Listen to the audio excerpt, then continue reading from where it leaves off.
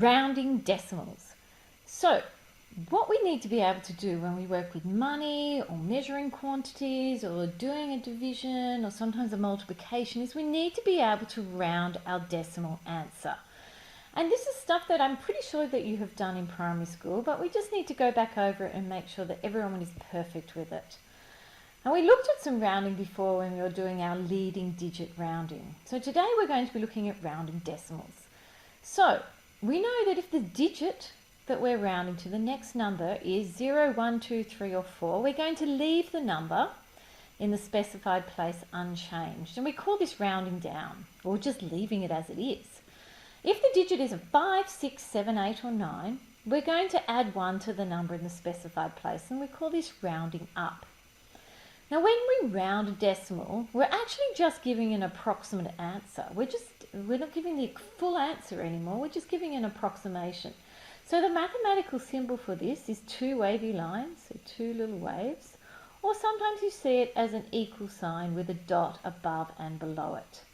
So let's have a look at putting this into practice, a couple of very easy examples. Round 86.246 correct to 1 decimal place.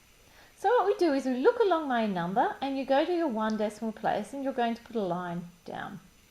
And you're going to look at the number that is straight after that line. In this case, we're looking at the 2nd decimal place. And that number is a 4. And we know from our rule, if this number is a 0, 1, 2, 3 or 4, that means we're not doing anything to the number in front. So when I round this, it's just simply going to be 86.2. And that's as simple as it gets. Now we're going to round this next number, in example 2, to 2 decimal places. So we're going to look 2 decimal places in, and we're going to draw a line, and we're going to look at this number straight after the line. So let's draw some eyes in there. Now this number is a 6. So the rule says if this number is 5, 6, 7, 8 or 9, we're going to add 1 to the number in front. So this 4 is going to have 1 added to it. So this decimal rounded is going to be, and that's going to disappear, 86.2, and now we're adding 1 to that 2nd decimal place because this number here was a 6. So it's 86.25. So let's have a look at the number 3, question 3. The number 0.0871245 has 7 decimal places. Round it to 1 decimal place. So when we round to 1 decimal place, we're going to be putting our cut line after the 1st decimal place. We're looking at the next number. The next number is an 8. So that means I have to add 1 to this 0 and it becomes 0.1.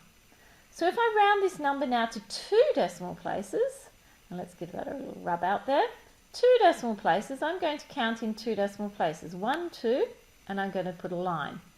And then I'm going to look at the number straight after that line, which is a 7, and 7 is greater than 5, so that means I'm going to add 1 to the next decimal place. So this becomes 0.09. And then we're going to do the very final one. We're going to be looking at the nearest thousandths. So remember in decimals we go tenths, hundredths, and then thousandths. So we're looking at the 7. And we're going to look at the number straight after it. Now that number is less than 5, so that means that the decimal remains unchanged. So it's going to have an answer of 0.087 rounded to the nearest thousandth. So let's have a look at that final example. Here we've got a number we're going to round to 3 decimal places. So here's 1, 2, 3. Here is my line. I'm going to now look at that 6, draw my eyes in. Now, this number is greater than 5. That means I add 1 to the 9. But we have a problem here. Because if I add 1 to 9, it becomes 10. So there's 2 ways of looking at this. I would look at this and think, well, that's 599. If I add 1 to it, that's going to become 600. So I'm going to just write that as 7.600. I need to have these 2 zeros here because they're holding place value and they're showing that I've rounded to 3 decimal places. Another way of looking at it is if we add 1 to 9, it becomes 10. So we're going to put the 1 here. 9 plus 1 becomes 10. Put a 1 here. And 5 plus 1 becomes 6. So there's the 2 ways of being able to do this rounding. I hope this makes sense, and now you've got some work to get on with.